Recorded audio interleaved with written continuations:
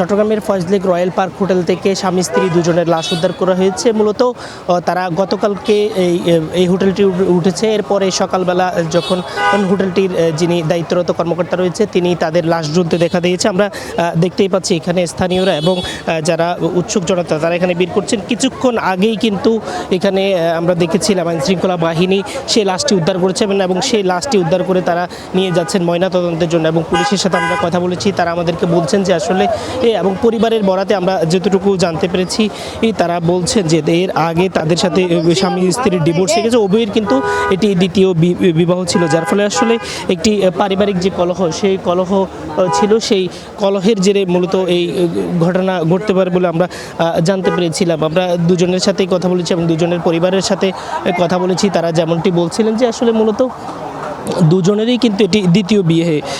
একজনের নাম রিপন যিনি স্বামী এবং স্ত্রীর নাম হচ্ছে সোনিয়া। সব মিলিয়ে যদি আসলে বলি চট্টগ্রামের রয়্যাল পার্ক বা এই ফয়েজলেক এলাকায় এখন বেশ অবস্থা এবং এখানকার স্থানীয় বাসিন্দা এবং পরিবারের পক্ষ থেকে বলা হচ্ছে যে আসলে ঘটনা যেটাই হোক সেটির সুষ্ঠু তদন্ত হোক। তো এই ছিল আমার কাছে এখানকার সর্বশেষ।